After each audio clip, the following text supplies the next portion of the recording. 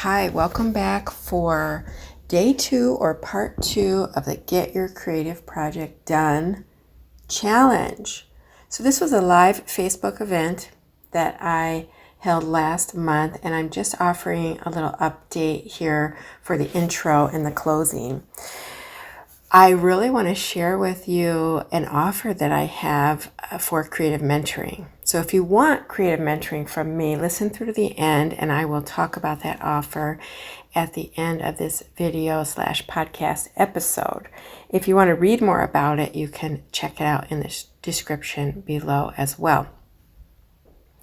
As a little taster for this, I'm offering a free play date with me where we will take a couple of the tools that I use to help people break through creatively: intuitive art play and intuitive card pulling with tarot. And you can also sign up for that. The link to my calendar is below as well. Today's episode is about getting started for any of us who are procrastinators or who, get blockages when you look at the blank page or the blank canvas or that blank space of time. I share some ways to get your creative juices flowing. So I know you're going to enjoy it and get a lot of value from this part about beginning your creative project. If you haven't listened to part 1 about preparation, it is vital to listen to that as well. So this is a series that you can follow through my podcast or through the series on YouTube. But here we go. Let's get started. Bye for now. Hi everybody. Welcome back for day 2 of our challenge, getting our creative projects done. And yesterday was preparation, so there was no guide to get started right away. Today it's about beginning, really getting going. And if you're not already flowing with your own inspiration, then I have some tips for you of how to get started. Have you ever sat down at the blank page and just not know where to begin, or feel really blocked, or feel uninspired or lost? It's like, for me, I can have so many inspired moments at a museum or walking in nature or looking at a magazine, and then sometimes sitting down I forget all of it. It's like it never happened.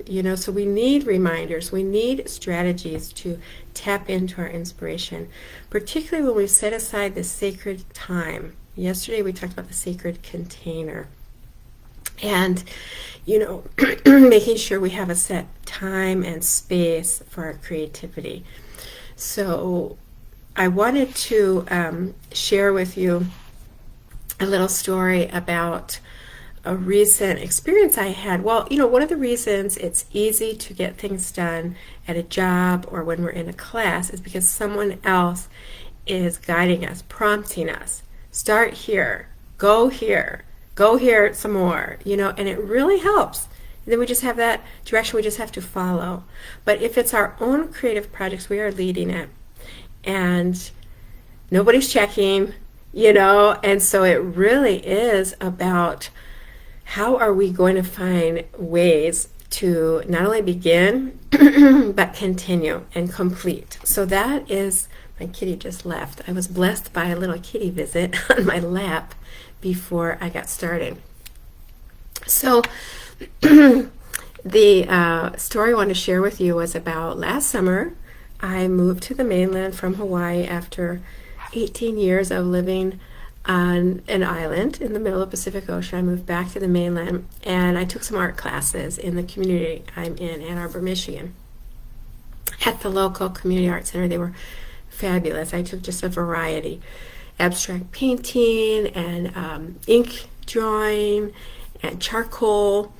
And I was particularly lit up by the abstract painting. That class was just fire for me. And I would go to the class, spend 2 or 3 hours making art. I would make a beautiful piece in that time. Kind of quick for some artists, but for me, I like to work quickly, so I enjoyed, that complete process. And then the classes ended, and guess what? I stopped making art for months. And I'm somebody who talks about journaling, art practice, how to make it easy. Like, I've taught these things, but because I had moved, I was focused on my physical fitness. I was working out with a trainer. I had other things I was doing. I was starting to cook more. And so these are my excuses, of why I didn't do it. And I was sitting there one day, and this was already, I can't remember if it was during the winter holiday or just early January. I think it was in December. So I had some downtime from my counseling job. I wasn't seeing clients, and I was so frustrated with not making art, yet still feeling a little blocked, that I just angrily got out the paints and started just putting them on the page. And I wanted to show you the art from that day. It was this one. I posted this on Instagram because I actually sort of liked it. But the idea with this was that it was just getting the emotion out, just starting to make. And it just opened up the floodgates again, the floodgates of creativity. And so after that day, I started working on canvases, I started working on paper, like things were just coming much easier, and I had the paints out, and I set up my workstation, all the things that you need. Workstation's that sacred container, having things available at the ready. And this leads into my first tip for getting started, which is begin badly. Make bad art. Write bad stories, make junk, use your cheap materials, get out your kids' crayons and do it on newspaper, do it on the backs of, scrap paper, rip up scrap paper, glue it back together. This is, making it badly is actually like an invitation to play, because when we are playing, if you think about children when they're making their art, which they're all doing, by the way, pretty much, they're not focused on what it looks like. Their internal critic is not developed yet. They're free of that. And so they are in the process. They're just putting things together, seeing what they like, seeing what feels good on their hands. Oh, I like that one, like with me, with my just getting the paints out, and then I actually sort of liked it. And I think what I liked about that was the freedom, right? And the truth is that our really good art, or maybe the inspired writing, can come from that playful space. This doesn't mean we're not going to go back to edit, revise, refine, maybe even take what we like and reproduce it larger or on with more quality material, something like that. But for getting started, call it your first draft. Call it practice painting. Call it just warming up. Call it exploring, investigating. Our languaging is very helpful to us in switching our mind and body into different states. So when we are focused on outcome, as I talked about yesterday, if you haven't watched that video, it is posted here in the group. You can check it out under featured posts. When we're focused on outcome, we are sometimes stuck in fear or perfectionism, or this vision, as I talked about, that we have of the masterpiece, the world acclaim, the big show, the big following. If you want to do these spiritual workshops, let's say, and everybody's coming to it, we're focused on how good that has to be.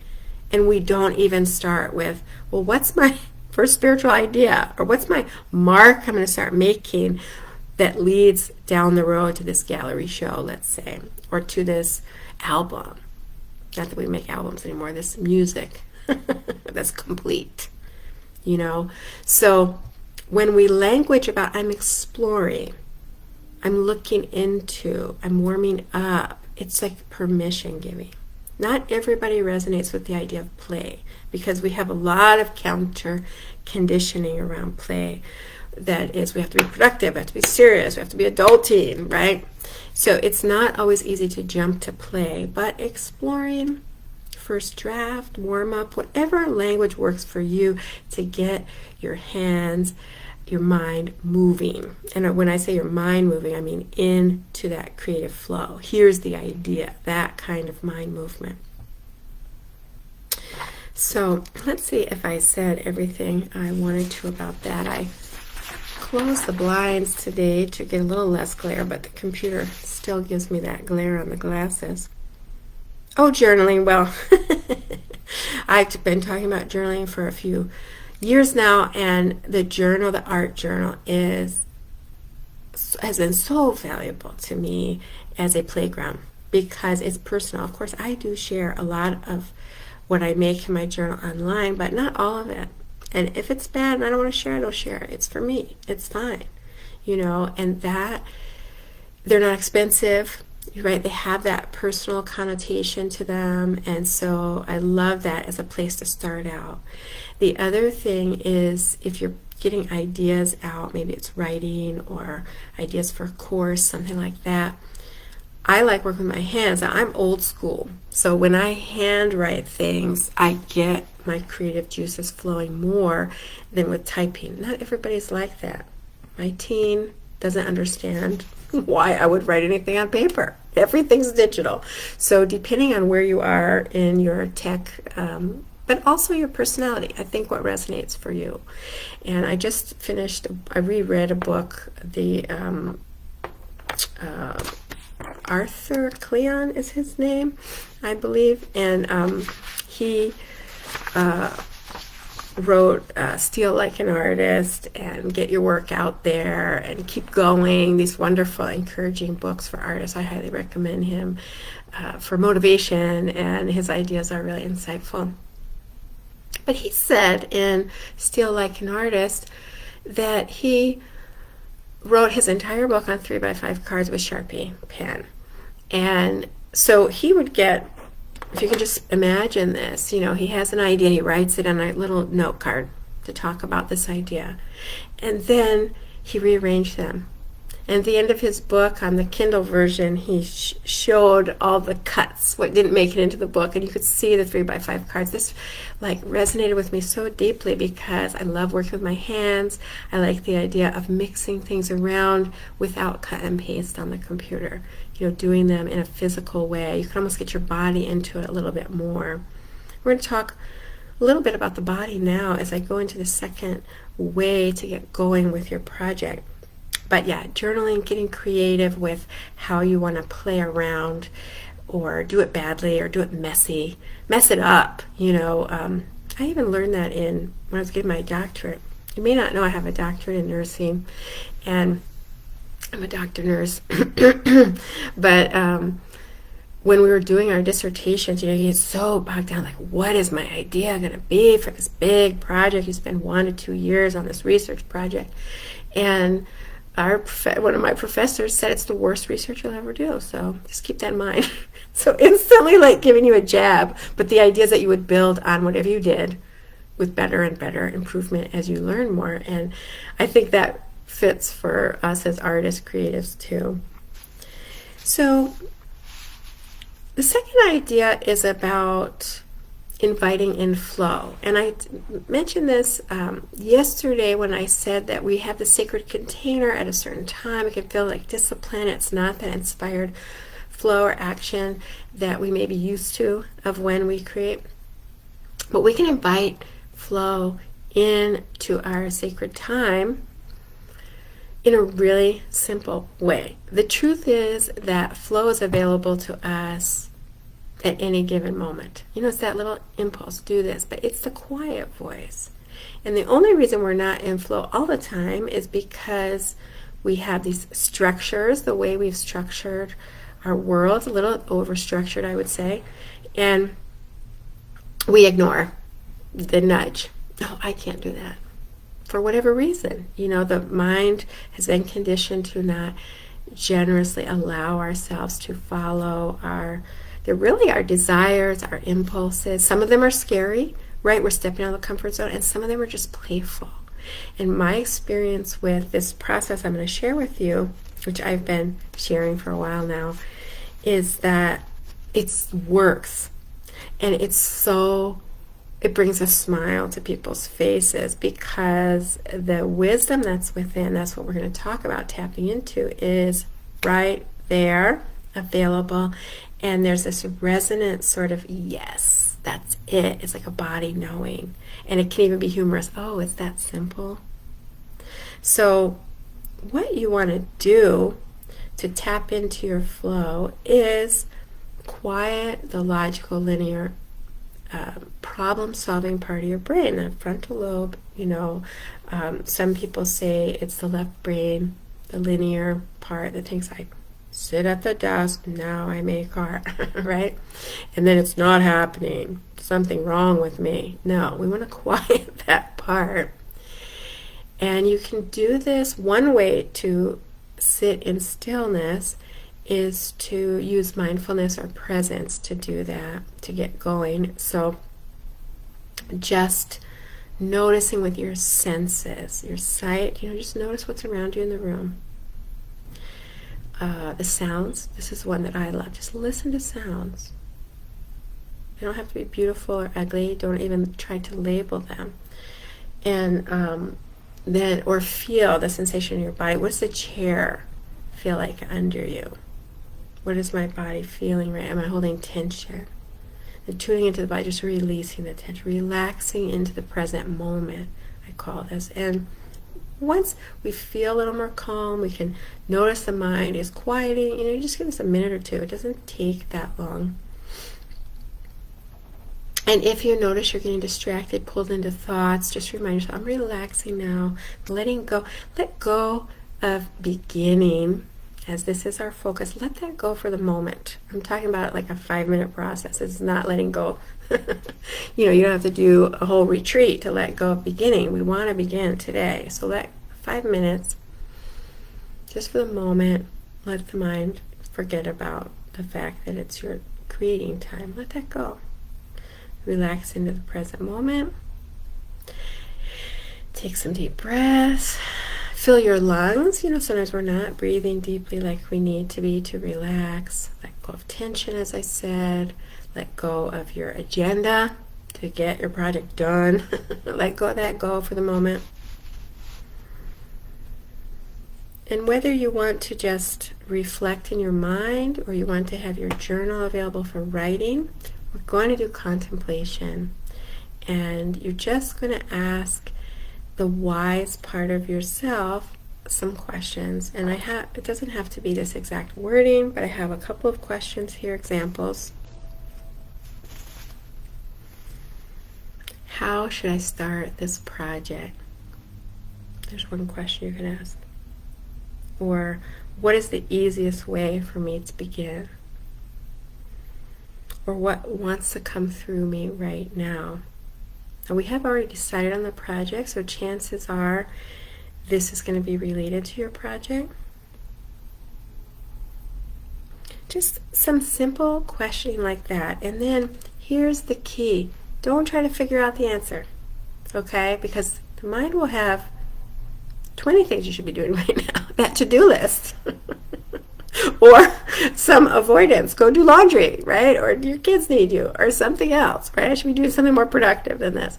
So you want to just, as we've stilled that part of the mind, you want to let the answer, I call it arise from within. So it comes to you. You don't go searching for it. There's no stress or trying to figure it out. So just let the mind be blank for a minute. It doesn't have to instantly come, but wait. Continue to deep breathe.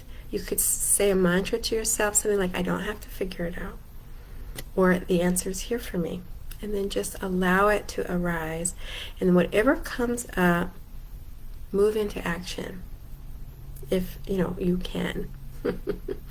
Chances are you will be able to. So I'll give you some examples of things that have come up for me and for some of my clients.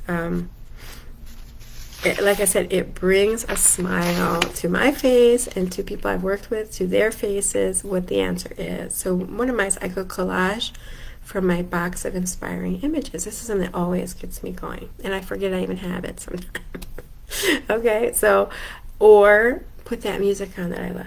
So we're going to talk more about movement tomorrow, but for me, that getting into dance, music, the energy of the music, sometimes it's a quiet energy that I want, sometimes it's boisterous, exciting, Afrofusion, house, dance music that gets me out of that sort of stuck energy that we were describing. Or maybe it's something like draw my house plants. I got one behind me here. Draw that plant. Maybe that's your starting point. Now, if you've allowed it to be play, allowed it to be bad, and that comes to you, maybe that is the starting point. That doesn't have to be the ending point. But follow that guidance. And you can know it's your inner guidance when you have that feeling of like either a little chuckle, like, oh yeah, that thing, or this body sense of knowing. That's the way that it comes to me. And I have another story to share about this.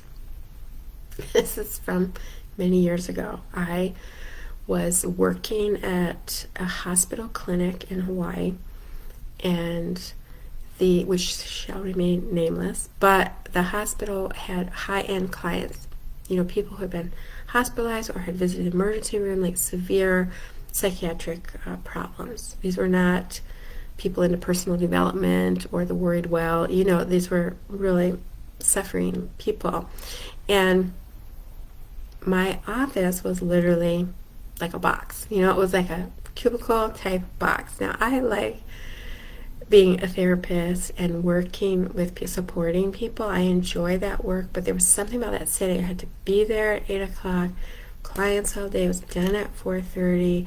That just felt so restrictive to me. And I was sitting in my car before work one morning, and I was just doing a little prayer, and I just said, Spirit, God, whatever you want to call it, what am I supposed to be doing with my life? This doesn't seem right. Like there's something wrong here. And instantly I got the draw that tree. There was this gorgeous, palm tree right next to the car, and I don't know if it was a palm actually. It was some kind of tropical green, luscious tree.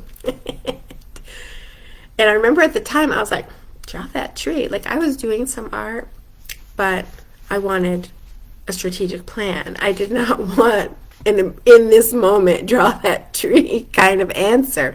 And now I laugh about this story because I know this is the way Spirit speaks to us. You should be drawing.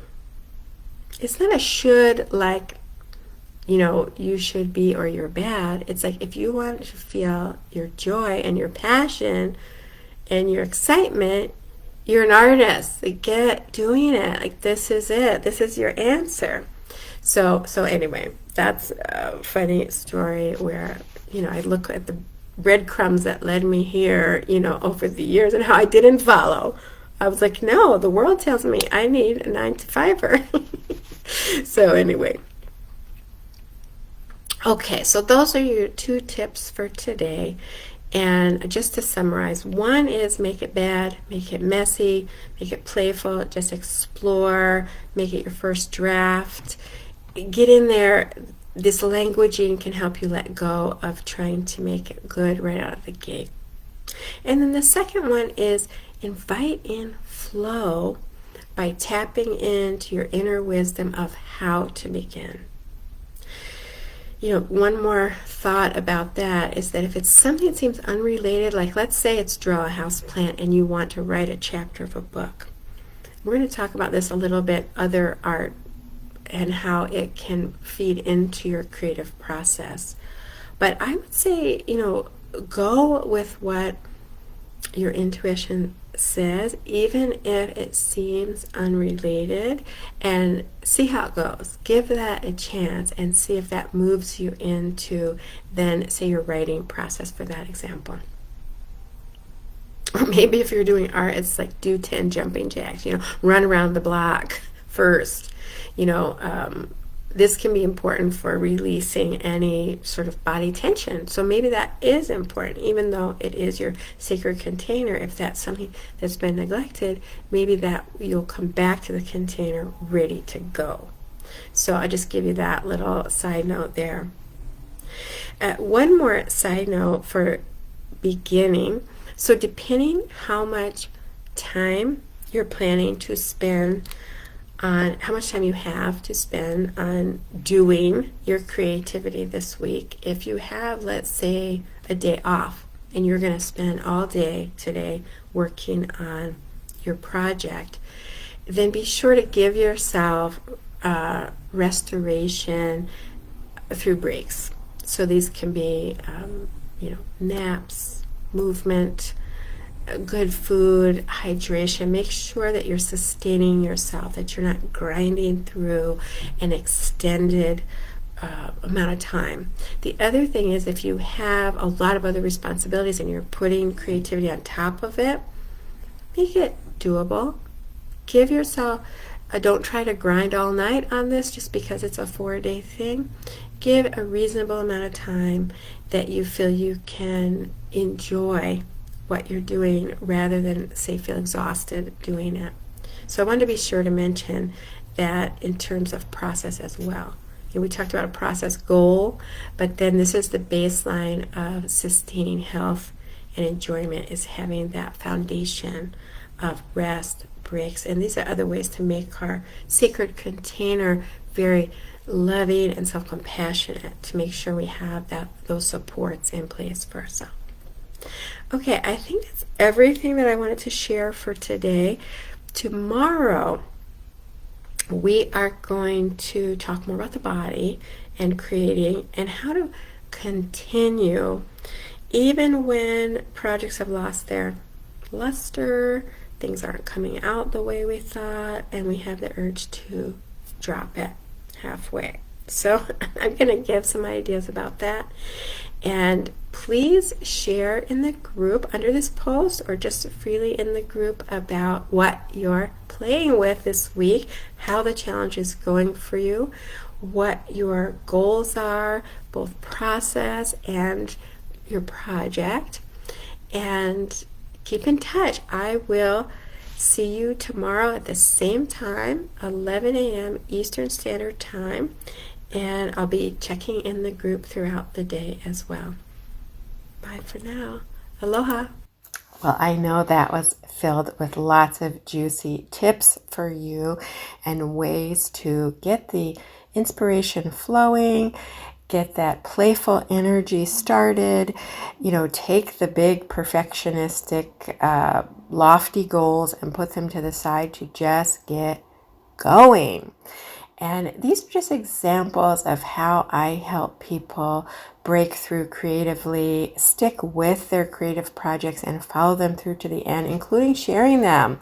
So if you want to work with me, right now I have a creative empowerment mentoring package available, which is a 30-day program with 4 deep dive sessions with me, video calls, 90 minutes in length, where we will dive into both the conscious and subconscious blockages that might be standing in your way, as well as learn body-based practices for stepping into something new, because our bodies want to stay comfortable in the old, boring ways of being. So if you are interested in that, you can read more and sign up below. If you want a taster with an intuitive play date with me, that is also available. My calendar is below for 45 minutes, where you will have a creative breakthrough and see what is possible when you get support on your creative journey and you don't try to go it alone. So listen, that's all for today. Tomorrow is going to be part 3, where we talk about keeping going when things aren't feeling that exciting, or you're feeling tired, bored even with your project. So that's an important piece of the creative process. Please join me for that. I look forward to connecting with you soon. Aloha. Bye for now.